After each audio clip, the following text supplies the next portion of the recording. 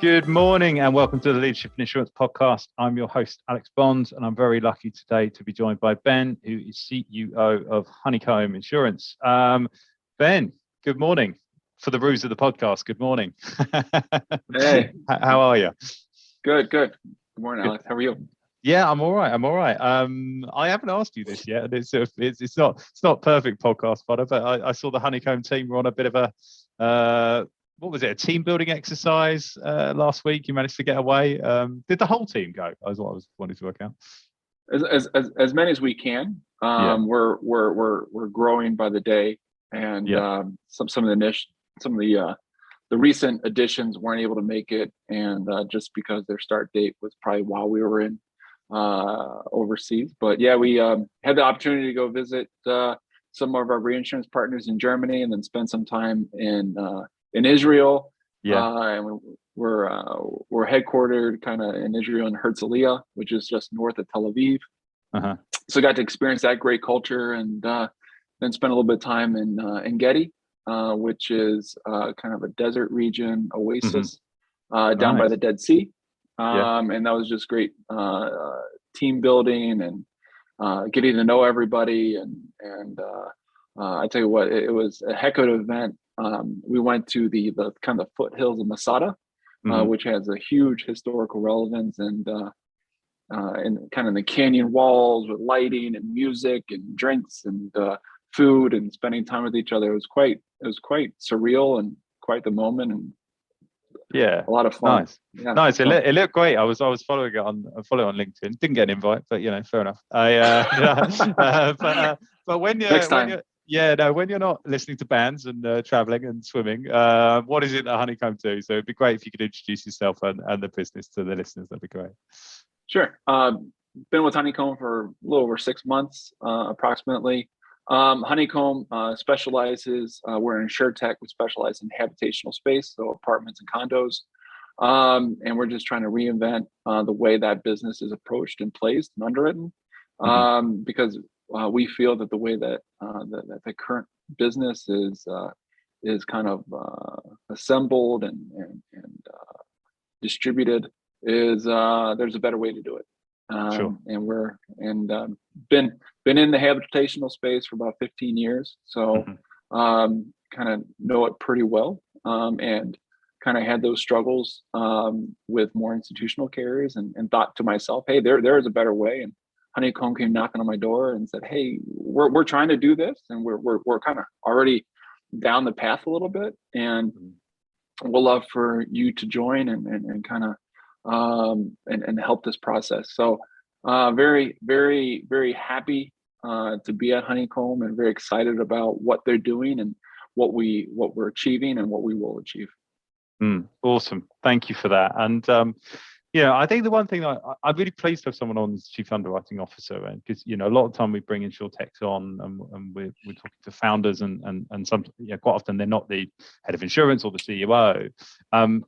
So I think my first question, like you guys described as people first, tech driven, and I wanted to know what that practically means. In a sort of someone coming from the traditional carrier market to sort of an insurtech, what does it practically mean for you as Chief Underwriting Officer? Yeah, a lot of times you think like, hey, if you're technology driven, you're not people driven. That you can't serve like two masters. And I most people feel like conflicting forces. But I actually feel like they complement each other. And for the most part, I feel like technology is a means to the end. At Honeycomb, I feel is a more of a company oriented around service, experience, procurement of insurance in an easy service-oriented way that is also focused on underwriting. How you achieve that is kind of technology is kind of the cut through that makes that process more simple. I actually feel that like the people, right? The people that are kind of is what makes the technology what it is. They kind of breathe life into it and set the direction of the technology and how it's implemented. So technology doesn't exist unless, people kind of bring thought to it and innovate it and decide, okay, what is it? How's I going to either build that technology and how do I implement it in? And also people shape the culture, right? And what the end goals are for that technology. Then it also, it kind of, if you say, hey, my people and the culture are service oriented, how do I get there to communicate that to my end customer? And technology is kind of that vehicle to do so.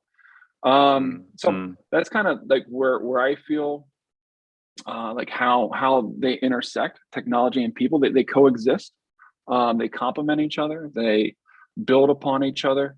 But I think at the end of the day, people actually kind of take a precedent over technology, and that's where your competitive advantage is. I think is in the people and not your technology. So sure, yeah, no, I completely agree. I mean, I think I think we live in this sort of like polarizing world, right? Where you sort of you have to take a view that technology has to sort of replace people, and or people have to replace technology. You have to have an either or kind of approach to it.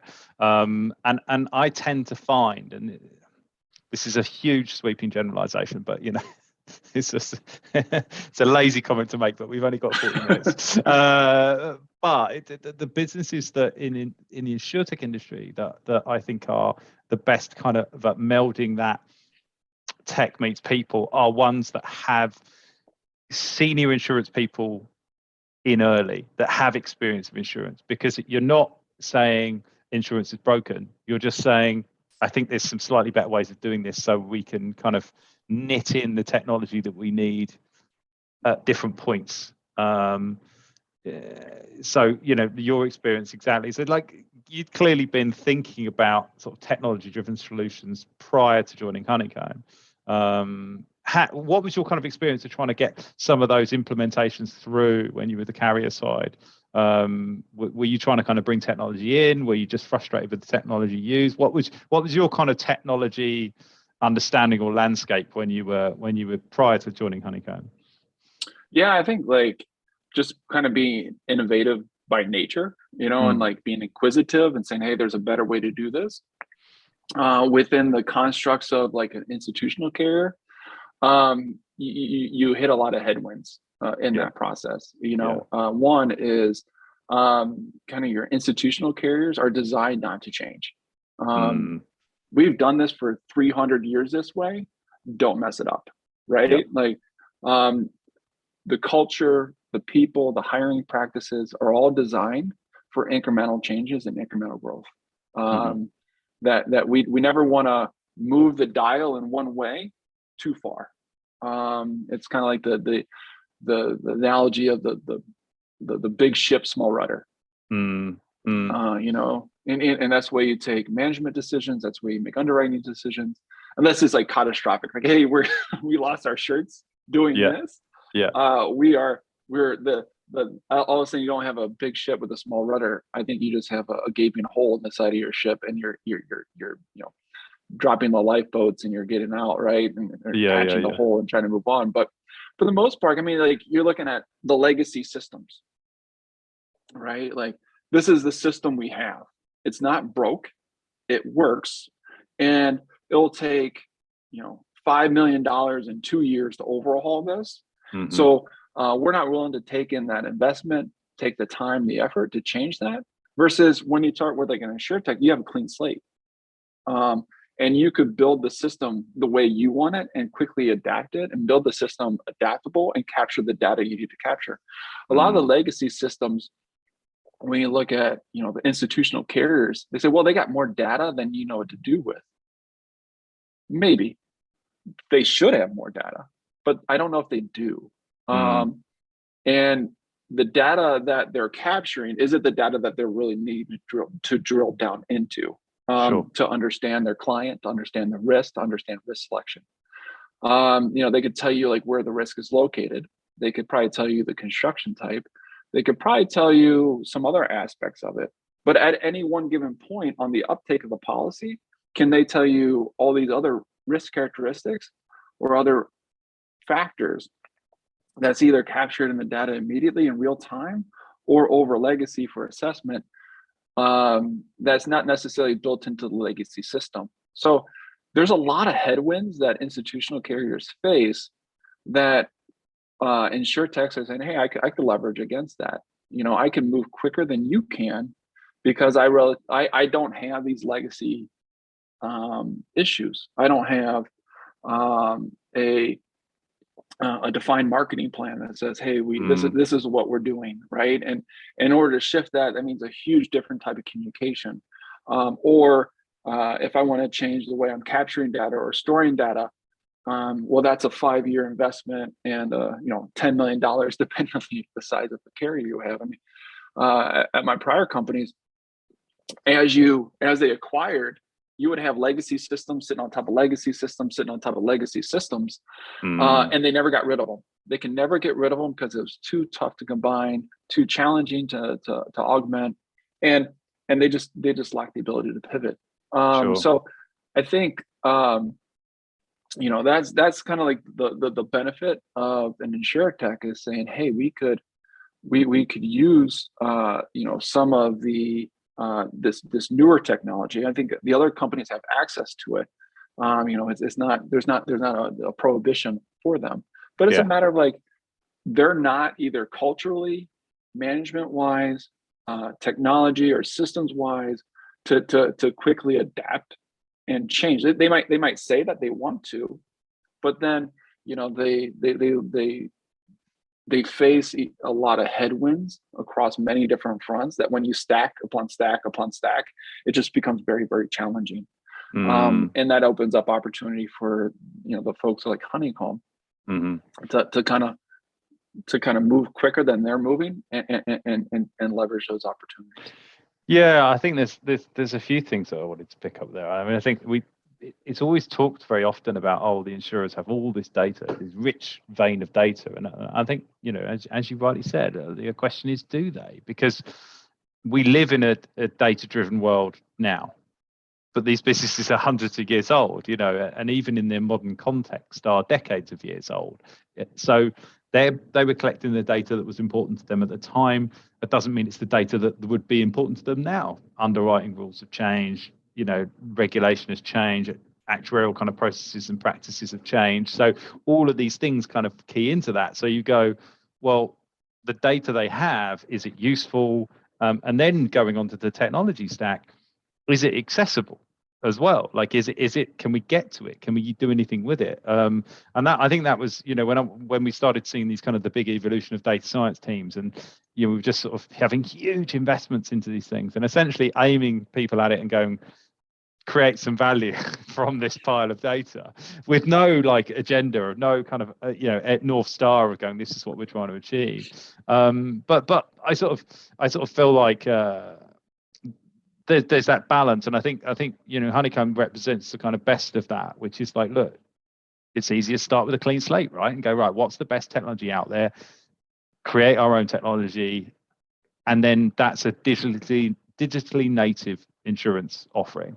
In a way, that's the only way to go. And I'm surprised we've not seen more carriers kind of basically isolate and stand alone and go, right, from this point on, this is the way we work. But that's a very, very large decision that someone's got to make. And getting that signed off for a publicly traded company is the other thing as well. Most of these businesses are publicly traded, so it's very difficult for you to go, right, we need a 10-year horizon for this huge investment we're going to make.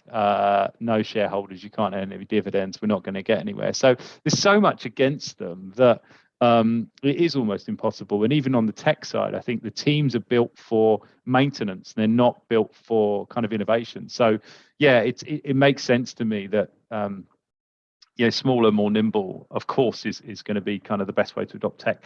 Moving on about tech, I wanted to know about your Inspector app, which is part of the Honeycomb offering. You may or may not be the best person to ask about this, but I'm sure you know more than me. So what is the Inspector app for people that don't know? And then kind of wanted to sort of dig into was it ever considered to be a standalone product, or is it kind of just a USP for the underwriting? So the inspection app is kind of different than what the industry does, and I've seen some other personal lines carriers that are in the insurtech space kind of do a variation of this. But basically, when an insured becomes our insured, right? When they buy in coverage with them, we push out an inspection app to them, which basically allows them to integrate into their phone, which then says, "Hey, give me a picture of this, give me a picture of that, and here's an example." And they could take a picture, and then it quickly uploads it into our system for assessment and AI technology review and the like, right? I think was that like an opportunity to differentiate ourselves in the marketplace? I think it was, I think it kind of, it was just Honeycomb taking a step back and saying, there's actually a better way to do this, right? And the challenge with the institutional side, whether it's like an internal staff or an external staff, is that it's a laborious process, right? You're trying to schedule time with the insured. You're trying to schedule time with yourself and connecting the two. Life happens, right? Whether it's on your side or their side, whether I was supposed to meet you and walk through the property on the inspection, but I had another issue at this property. I had to do that, right? Or my kid is sick, or I had to attend to an elderly family member, whatever the reason, and they're all acceptable. But then now you have a cancellation. You might even have a no-show. You might, and then all of a sudden now you get the scheduling problem. You're working with agents or whoever it is to like connect all these pieces, and it's kind of like the bane of the existence of the uptake of an insurance policy, not only for like the carrier but also for the insured. And it's actually a relatively, it's could prevent an insured from making a good insurance purchase because they don't want to go through that process again. So it creates this like hurdle of entry. And I guess it also creates stickiness, I guess on the backside, right? I guess it's a double head. But I mean, at the end of the day, Honeycomb's like, hey, there's a better way to do this, right? We could get our inspection relatively completed, right? To the granularity that we find appropriate to get a good understanding of a real-time assessment of that risk with photographs that then pushes all that within a very, very tight time frame of when you bound the policy, where then you can make an immediate risk selection. So a lot of times in the insurance commercial world, you have your 30 days or 60 days of quote unquote the underwriting period, which allows you to inspect. And then when you get out there, right, they're your eyes, their ears of the insurance company. And if you see something like that you don't like, or on the uptake of the submission that doesn't represent itself in reality, then you have time to act on that, right? Well, Honeycomb has taken that period and shortened it from 30 to 45 days because it takes time to schedule. It takes time for somebody to get out there. It takes time for that person to write the report. Takes time for the report then to get submitted. Takes time for the underwriter then to look at it and review it. We're taking all that and compressing it within probably 7 days of binding. Then the insured, so that allows the carrier to more in real time assess the risk and either be on the risk for a shorter amount of time than they really want to, but it also gives the insured and the agent certainty that, hey, we made a decision. We don't need to kind of revisit this, 30 days, 60 days if an issue does develop. And also it reduces the expenses, right? So sending somebody there, right, and doing the inspection and writing the report. Typically, I mean, you're not walking away from that without spending $120, $150 per inspection. And sorry, Ben, just to interrupt. The other thing that I wanted to kind of, so this is the insured takes the photos and the images themselves, right? But directed by the app. I was just thinking as you're saying this about the people are used to being self-service now.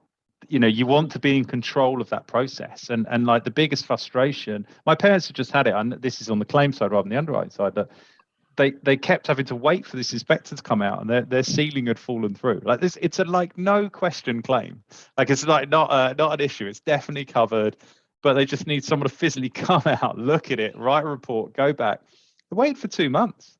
Like they'll never insure with that company again. Now, whether someone could do it different or not, but you're just used to being able to go take a photo, like that. What do you need? Bum bum bum, done, and you feel in control of it. And I think giving that control. That's that customer centricity that we've been missing a little bit from the insurance industry. Yeah, people are, like you said, more self-service, and it's a combination of that, and then also a combination of like, if you're investing 5 minutes versus walking somebody around for an hour and scheduling this and scheduling that. So I think people are willing to say, hey, I'll take it on myself. I save myself a ton of time and effort. And all I have to do is take a few pictures of the front of the building, staircases, just to confirm maintenance and upkeep and overall, safety of the property. But it's hugely beneficial, hugely revolutionary in the industry. Most carriers either are spending too much money and too much time inspecting, or because of that, they're not doing anything. And we're saying, hey, we think there's a middle ground that kind of serves both purposes. And a picture speaks 1,000 words, as they would say. Yeah. And, do you feed back on risk as well? So like if you spot things going, oh, well, if you did this would reduce your risk exposure, etc., kind of a little bit of a risk management feedback as well? Sure. Yeah, we do that. Where it's needed for like recommendations, hey, we in order to stay on the risk, we need to do this, we need to do that kind of a thing. If it's important. And or hey, the risk was represented as this, JM construction or masonry non-combustible construction. We're seeing that as frame. Now we're doing a lot of that on the uptake, so that we're pulling data out of the hands of the insured or the agent. So we're making our data independent. Therefore, it gives you more confidence and certainty in the data, right? Yeah. Whether it's human error or whatever it might be. But we absolutely are taking either risk selection decisions or risk mitigation decisions based on what we're seading. Because it's fascinating what you get asked when you're insuring like your property. I'm always amazed. I did it recently for my house, and they're going, "Oh, when was it built?" And I'm like, I don't know. Like when was it built? How was it made? What's it made of? And I was like, look, man, you ask me about recruiting people, I can tell you. You want to ask me about construction, like I'm not the right guy. And luckily I've got a really old neighbor, and she was like, it was made in 1932, so I got that covered. But joking aside, it's like we live in a world, and I know some of this is accessible by third-party data, but things like I think that's the frustrating piece for people who've had with insurance for a long time, and it's solving those seemingly small issues with like simple solutions that the stickiness you mentioned, that's the thing always resonates with me. The way that the reason your product and the business really resonates with me is it's not reinventing the wheel. It's just using tech at those points of frustration. That's what it seems to be. It's like, good underwriting, good principles, but just using tech at those points of frustration that then become like points of, to start with, it'll be novelty, right? There's a certain novelty element of like, I love a bit of tech. I'm like, this is great. I'll go and take a photos of everything is sorted. But then beyond that, it's like, it saves me time. It makes me feel involved. It makes me feel engaged. Do you use it? Can you use it on the claims end of it as well? Do you use the same sort of, the same technology? Not yet. And just to talk about like, doing the simple things to create stickiness. It's funny. I had a conversation with some industry leaders on this pretty recently, and like, hey, well, like, create social groups and create platforms and create like, create an environment where you're giving your insured a hug and keeping them close by like creating like social media platforms where they can engage with all your other insureds and like da da da. I'm like, that sounds like a really big heavy lift. And I don't know if that is, if people really resonate with that, like, like a Facebook for your like clients. I don't want to Like, see I don't want to see my insurer on TikTok. I don't care. Like I'm sure someone will prove me wrong and do it really well. And we got a company called Dead Happy in the UK that does really funny adverts, and that's part of their brand. Like, it's life insurance, really good, and they've got really funny adverts. But most of the time, I don't want to see my insurer on TikTok or Facebook, or I just right, I moan about this all the time. I want to get my insurance from my company and not be asked what level of professional indemnity cover I need, because I'm like, you tell me how much I need, and I'll take your recommendation, because I don't know. Right. And that might like counter to them is like, I think you create stickiness by doing the kind of the average things or the good things great. Like, take the good and make it great. It technology gets you there, then perfect. But it's the idea, like, hey, billing, right? Invoicing. Like, do you understand how big of a pain point that is for most insureds and lenders and mortgagees, and they got multiple properties and multiple endorsements and multiple billing invoices, and like, I tell you what, if you could crack that nut, right, and provide a good solution that's not good but great, that makes it easy, or like the claims handling process, or like for us, the uptake and the underwriting process, like,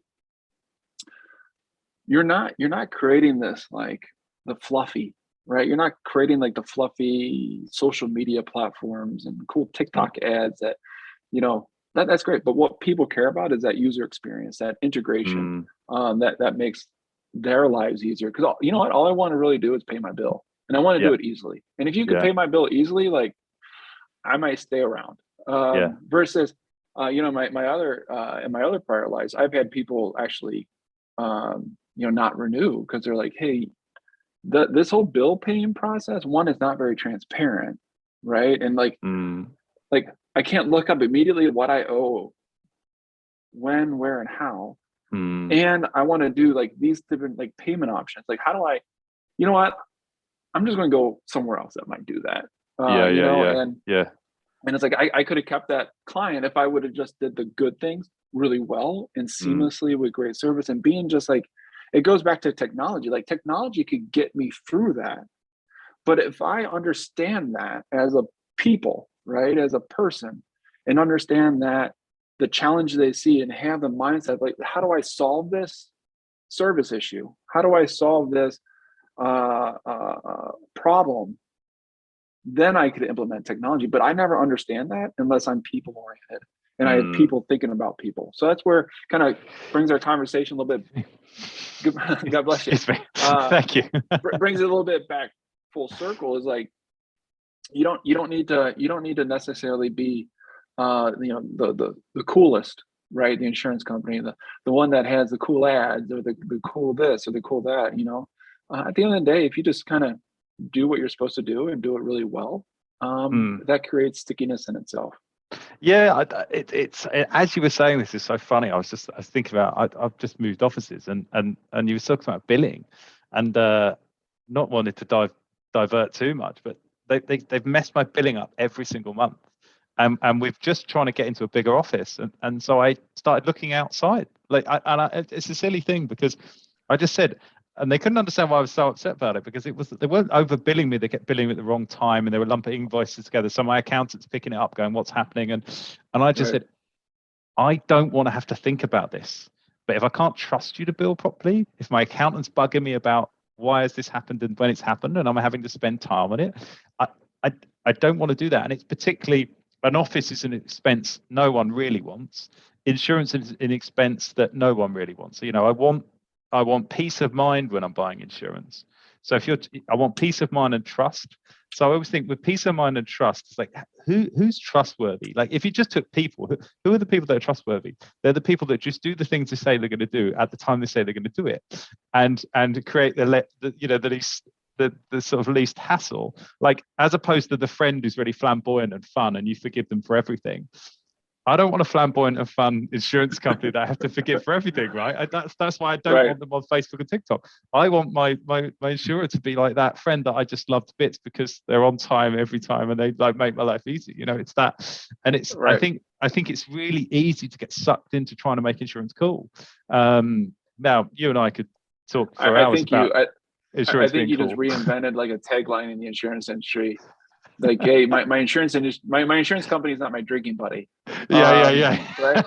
My insurance company is my neighbor that knows my house is from 1932. Like, and it's so true that like the if you're not competent in handling my billing, right? Like, why do I think you're going to be competent handling my claim? Right. When I'm sitting there homeless, or without a home, my building's on fire, it's 4 feet underwater, my tenants are screaming at me, and I'm sitting there like, my life's in my hands. How do I know I have confidence that you're going to be able to handle that when you literally can't handle my invoice? No, exactly. I thought you were going to complete the perfect tagline now. I thought my insurance is not my drinking buddy, it's my designated driver. That's what it is. That's what it is. Someone could take that. That's for an insurtech anywhere. But yeah, it is that. Like, joking aside, it's like doing the small things well is everything. I mean, I think in any business, why is Amazon so successful? They didn't invent delivery. They just they got rid of all of the frictionless things. Whether that's good or not, that's for another podcast. But I'm going to skip one because I think this is I thought this was an interesting point about sort of talking about the investor pool. So the business talks about itself being underwriting driven. And I was like, do investors look at underwriting when it comes to insurtechs? And I thought you'd be the perfect person to have this conversation with because, there's been a lot of underwriting performance that hasn't gone as well in the insurtech community recently. So not to name names, right? Yeah, not to name names, absolutely. I mean, we can do. I mean, but yeah, how do you square that circle? Do investors look at underwriting when for the sake of vanity, like for the sake of making myself feel good and valuable, I guess, absolutely. But in all reality, the common investor, probably not so much. They're not they're great at business acumen. They're great at identifying like, hey, do you got great leadership? Do you got a great product that is solving a problem in the marketplace? And then they kind of leave it up to like the carrier. Okay, that sausage making process of like what underwriting and forms and coverage and pricing and risk selection, that's like too deep in the weeds. And it's like almost like if you equate it like manufacturing, like, hey, you made a widget.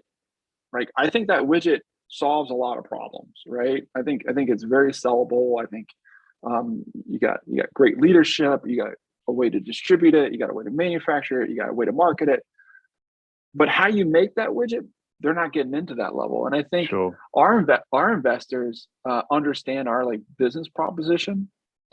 We're from inception, right? We're designed to generate an underwriting profit. That is our focus. Without that, you run into some of the problems that other carriers are experiencing. Like they'll work their way through it. They'll find a solution at the end of it. Whether it's diversification or the losses they took down in the Texas freeze. All right, now you just can't write in Texas, right? You got to write other areas, and having geographic diversification, class of business diversification. Maybe you need to charge a little bit more, right? Like you just can't be the low market player all the time. And they'll figure their way out. But our investors are deeply entrenched in kind of understanding underwriting and its underwriting results. I've been meeting with them pretty frequently. And we talk about, hey, here's our roadmap. We talk about, like building the sleek looking car that like, that sells well, and the distribution plans and growth and strategy and that. And then it's like, okay, that was great.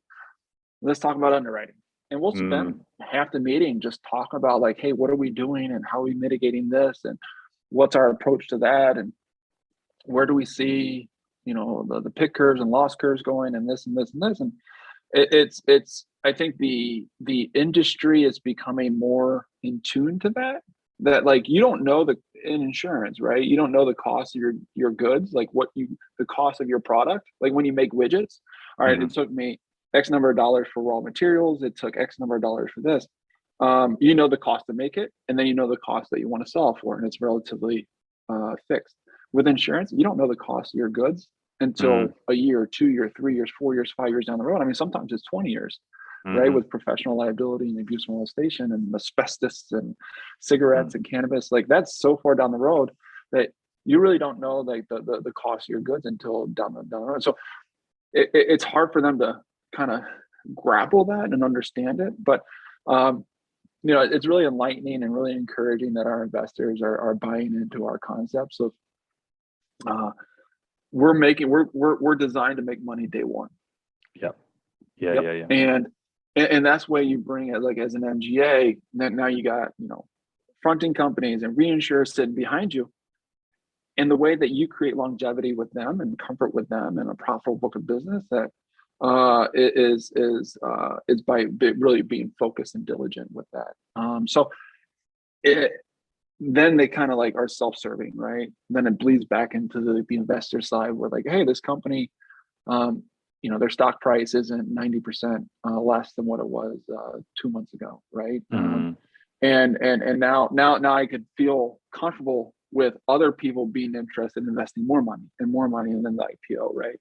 So they're mutually serving, and I think like people are starting to like tune into that. But I think Honeycomb from its inception, you know, 6 months, a year ago, has always been attuned to that. Like, hey, this is a pillar of who we are and what we do. And look, that I think that bleeds into like my final question that I had for you, and you've touched on it there. But you know, one of the conundrums that I've always kind of questioned, and this is whether it's efficient, is that we talk about long-term partnerships in insurance with 300-year-old businesses, and then we still operate on year-to-year contracts when it comes to MGAs.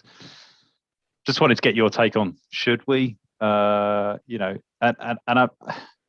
because the main reason is because I think if the relationship's good, then I presume the conversation's a lot quicker. But it seems like there's a lot of time every year, which if it's going well, is wasted. If it's not, then you probably want to be having that conversation sooner rather than later. So should we be looking at longer term multi-year contracts, or what's your view on that? It's an interesting aspect. You know, I think a lot of companies have dipped their toes into like 3-year contracts, and some of them like pulled back just because there's just so much fluctuation in this space, whether it's like, you know, rate adjustments, you know, the ability for, you know, at the end of the day, like we're making a promise, right? Like I'm making a promise that, hey, here for a year. If you incur a financial loss that's covered, like I'll indemnify you. Like I'm making a promise to you. In turn, you're giving me you know, a little bit of a premium, right? As somebody told me once, like in insurance, we date our insureds, we don't marry our insureds, right? So like, how long of a promise do you want to give somebody when you just first met them? Sometimes a promise is and trust is earned over time. And like, how do you develop that trust? Maybe after like, hey, after 3 years of like us dating, maybe we put like a multi-year plan together. But it's, you know, it's a commitment. You know, many insurance companies kind of underwrite quarter to quarter. You know, right? Yeah, true. So it's an interesting concept. I think like the only way that you could probably make it work is if there's like some type of kickouts or exit strategies. Like, okay, if you you know, if you experience this kind of losses or this kind of whatever it might be, then we're able to get out from that contract. But then like that would probably be like probably not be treated well in the Department of Insurance. Like, hey, you can't give like insured a multi-year contract with like not certainties. Then it's really not a multi-year contract. It's only favoring you and not favoring them. So I think I think the industry will probably will stay for the next foreseeable future. I mean, maybe year to year. But maybe there might be opportunities. So maybe you'll go with your drinking line. Hey, we're not your drinking buddy. We're your designated driver. And by the way, like we'll give you a multi-year contract too. So maybe you're building the foundations of a great next insurance company. Yeah. I'm doing it. I'm biding my time. I know enough good people by now. I can help them put them together. But I think that's a great way to end it on. I want to end on my our mutually generated tagline. I love that. But look, Ben, thank you so much. I really enjoyed that. I'm really like invested in the Honeycomb business because like I think what from the outset is exactly as I said earlier, which is like I just think using technology at the smart points that makes sense, and not reinventing the wheel. Good underwriting. Let's make underwriting profit day one, but let's use technology to help us do that, and let's use technology to increase our stickiness of customers, and those are the businesses for me that are like really interesting. So yeah, no, I think it's great what you guys are doing. But before I let you go, what's happening for 2022? What's on the slate in terms of kind of growth and plans, and what should we look out for? Yeah, we're super excited as we go into the 2022 year, and we're kind of like a quarter of the way in. But Honeycomb is rapidly expanding into more and more states.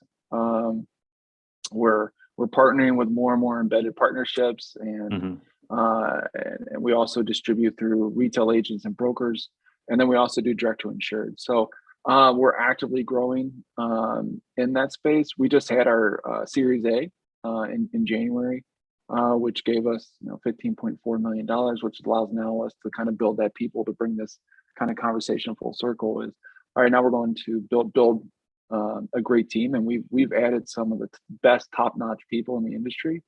And it's a matter of just now building the platforms, executing, ramping up those states. And like I said, I'm really excited for what we're going to accomplish in 2022 and years beyond. But it all starts with bringing in good people that take this idea that we have and then just growing and expanding it and doing it smart and doing it innovatively and listening. To our customers, to the marketplace, and then finding solutions, whether it's with our embedded partnerships, whether it's direct to consumer, whether it's our retail agents, that differentiates us and allows us to grow. Perfect. Yeah. Well, I can always help you find good people, as we know. But I won't pitch you live. I won't pitch you live on there. That's embarrassing. So we'll do that off air. But Ben, thank you once again for your time. Really appreciate you being a guest on the podcast. Thanks for having me. It's been great, and we'll talk soon. Cheers, buddy.